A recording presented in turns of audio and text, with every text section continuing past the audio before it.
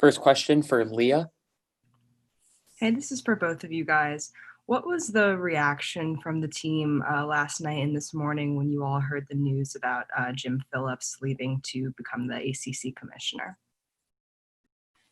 We're just really happy for him. It's a great next step in his career, and he's done a lot for us to help throughout my 5 years.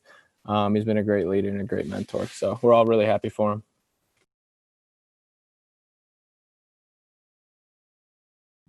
Next question, Andy Seligman. Yeah, hi, Peyton. Just wondering, how big a fan of Ohio State were you growing up, and what does it mean playing them, and who are your friends and family going to be rooting for?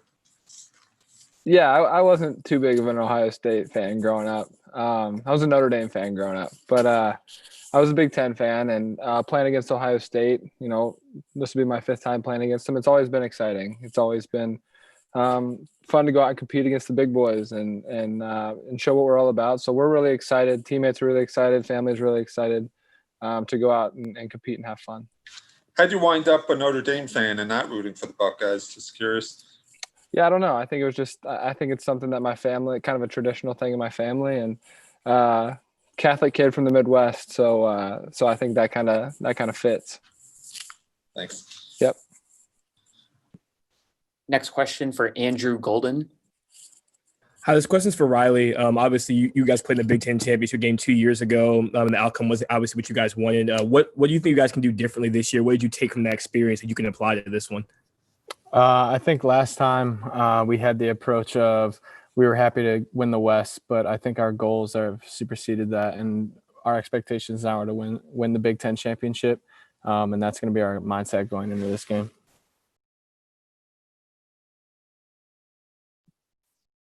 Next question, Dan Hope. Hey, Peyton, question for you just regarding the matchup with Ohio State's defense. Obviously, you've played against them before at Indiana, but just what stands out to you when you watch them, and is there anything you can draw from those previous games as you prepare for them this year? Yeah, I think a lot stands out. They're really talented. They're big. They're physical. They don't really have any weaknesses in their defense. So I think, in playing them a couple times now, I think, biggest takeaway is making plays when those opportunities present themselves. And there's going to be opportunities for plays, and whether that be in the run game or the throw game, we have to execute and we have to capitalize on those opportunities if we want to be able to beat the big boys in Ohio State. So just making those plays, staying calm and executing throughout the course of the game is going to be really big for us. Thanks, Peyton. Eric Rinston-LaBelle. A question for Riley. Riley, you talked about obviously how you guys have a bit of a different mindset coming to this game on Saturday. What's your message compared to 2 years ago? What's your message to the younger guys on the offense as to how they should approach everything that comes with this trip to Indianapolis? That it's just another game. It's a different venue. It's inside. It's all hyped up, but at the end of the day, it's just football, and we just have to control what we can control, stay level-headed throughout the game. They're on scholarship too, so they're going to make some plays. We're going to make some plays, so just staying level-headed and not getting too up, not getting too down, and just staying focused throughout the whole game. Next question for Ben Chasen. Hey, this is a question for Peyton. Peyton, when you were transferring to a program coming off a 3-9 season. Obviously, it was a difficult move for you to make. You'd been in Indiana for some years. Did you see this as a plausible outcome competing for a Big Ten title? If so, what in those early days in the program led you to believe that this was going to be a program that could contend for a Big Ten title and things beyond that? Yeah, I don't think I saw it until we started really getting going and practicing, and I realized, wow, we're pretty good. Our defense is really, really good. I knew that. I had been throwing with the receivers and some of the skill guys throughout the course of the summer, and I knew they were good players. But I think once we started really practicing and kind of everything started to come together offensively with a new offensive coordinator, we started to get more confident and knowing that we had a good defense. I think early on there in fall camp, I think I knew that we had a chance to be pretty special and, kind of just continue to get better. And you've seen it throughout the course of the year. So yeah, I would say pretty early on that I knew we were going to be a good football team. Next question for John Blau. Hey, Peyton. Obviously, last year, that quarterback room was you, Michael Penix, and Jack Tuttle. All three of you guys have gotten to play and perform pretty well this year. Obviously, Jack, because of the situation with Mike. But how much did you have a kind of feeling that all three of you guys had the talent to be able to win games in the Big Ten? How much does it mean to you that all three of you guys have had that opportunity this year? Yeah, good to see you again. But really early on, yeah, I knew that. One, Mike's a really good player. Obviously, everybody, the nation saw that this year. But I knew that Jack was a really good player too. And whenever he got his number called, I knew he was going to go out and compete because he prepares and works so hard for it. So it was a special room to be a part of for sure. I learned so much from those guys back at Indiana, and still talk to them and communicate with them. So great opportunity to be a part of that room, and I'll cherish that and take that with me for a long time because I learned a lot from those two guys. Peter Warren. Hey, Peyton. For the 2018 Big Ten Championship game, did you watch the game, and sort of what was your sort of watch party situation for that? Yeah, I watched the game. I vividly remember, you see highlights here throughout the course of the year at the facility and things of that nature. I remember watching those plays live. I don't really remember where I was specifically, but I remember it being a really good game. Riley mentioned it and he hit on it, but there's this sense of urgency that we're not just here to compete in this game. We're going to win it. And I think there's a lot of experience here on this roster and the guys that have played that are all taking that mindset, and they're bringing the younger guys with them as well. So yeah, I do remember watching the game, and luckily for us, we got a lot of guys who competed and played well in that game. Time for a few more. Have you ever been to Lucas Oil before? Go ahead, Peter. Yes, I had. We opened up. Yeah, we opened up last year at Indiana. We opened up against Ball State last year, so this will be my second time there. We have time for a few more questions. Next question for Ryan Cho. Hey guys, thanks for doing this. This question is for both of you. Could you just describe the kind of energy within the team right now in terms of preparing for a Big Ten championship game? It's definitely exciting. It's what we've worked for to get this opportunity. I think people are just excited to begin prep really tomorrow with our first practice of the week, and just excited to go out there, compete for a championship, because that's all what we came here to do. We came here to Northwestern to compete for Big Ten championships, and we get that opportunity this weekend. So we're all really excited about it. Next question, Drew Schott.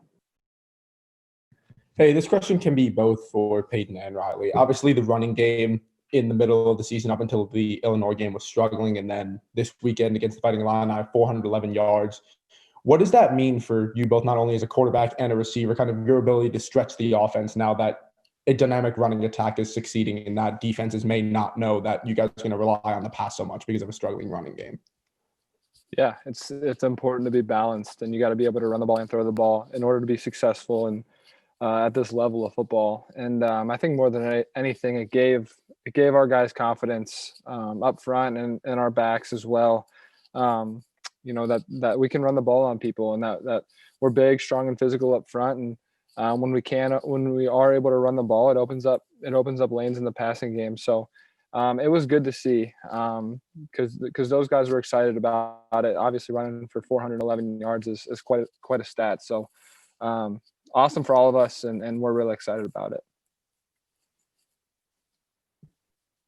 Last question for John Blau. Riley, you've probably already talked about this before, but with Peyton, obviously he was on the other side last year with Indiana. What did you know about him as a quarterback when he was playing for IU, and what was different, and when you kind of got to know him as a person in terms of what types of quarterback he is, and how important has he been as a veteran leader for this team at Northwestern? I think he was one of those guys that I thought of as like he's still in college. One of those guys. I didn't know he was my age. But yeah, when he got here, I didn't know much about him personally. He's from Ohio, obviously. But when he came in, he brought an aspect of a leader that we needed, and he's obviously had a big impact on our offense and a lot of trust going both ways from him to us as the receivers, from us back to him and the coaches. There's a lot of positives that Peyton's brought to this program and to this offense. You're welcome. Awesome. Thanks, Riley. Thanks, Peyton.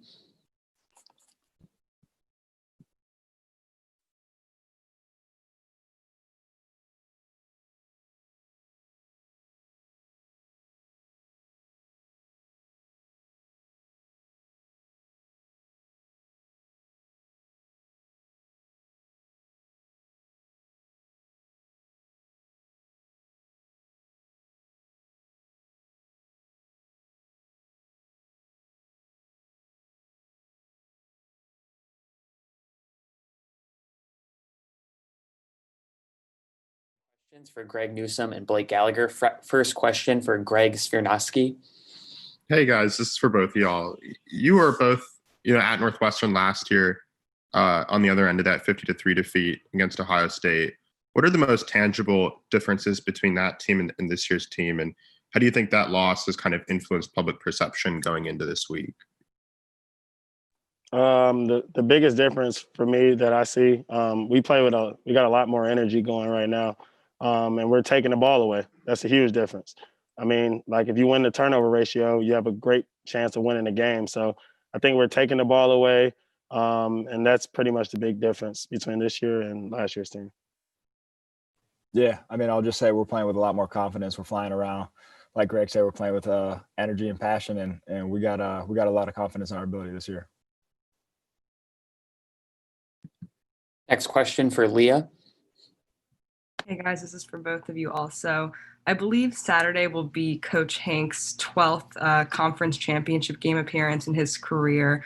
What's that like, having the chance to play under someone who's just, had such a full career and so like skilled in these situations?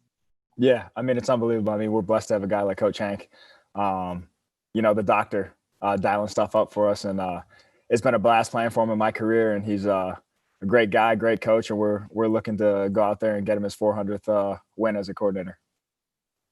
Like Blake said, it's been great to play for a guy, who's been around so much football. He knows what he's talking about, and he's the GOAT. So it feels great playing for him. I learned a lot from him. And whenever he tells me something, I know it's got to be true just because he's been around football for so long. Next question for Ben Chasen. Yeah, Greg, you've been up to the test of facing basically every receiver that you've played against this week, including a tough test against David Bell at Purdue. This week, the attention might shift, though, to the quarterback with Justin Fields. How do you prepare for a passer that's so dynamic as a cornerback? I mean, for me, the same thing is going to stay with my man. He's a guy who can scramble, get outside the pocket, make any throw there is. So, I just got to do my job. I know the front seven will handle him with the draw and everything like that. So, I mean, for me, it's the same thing. Just guard my man, make sure he doesn't catch the ball when the ball's thrown. Next question for Dan Hope. Yeah, this question's for either of you guys. Just, what do you think, have been the keys for you guys to consistently keep scores low this year? And how do you maybe learn from what happened last year against Ohio State to give yourself a better chance to do that this year?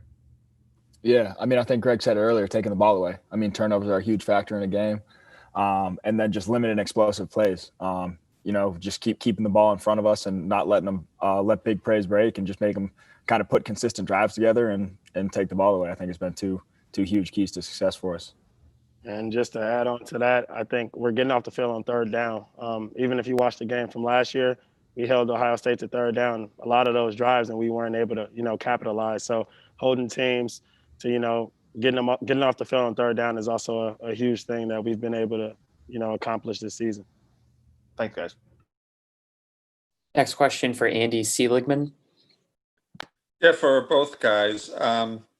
Just when you look at where things were this time a year ago, how close did you think the team was to a turnaround this season? mean, I think we've always been close. That's something we pride ourselves on. We have a brotherhood here. So, even as we were, not winning and not being successful last year, we were still close. I think we're just as close as we were last year. We just have some, things turning around for us this season. We're taking the ball away, and we got some, things going our way this season. But I think we've always been close. Yeah, I mean, just to add on that, we always knew we had all the pieces. We just needed to put them together and come out and really gel and mesh together. Like Greg said, we've always had the brotherhood here. We've always been a tight-knit group. It was just about really putting all that stuff together and coming together this offseason, which I think we did a great job with.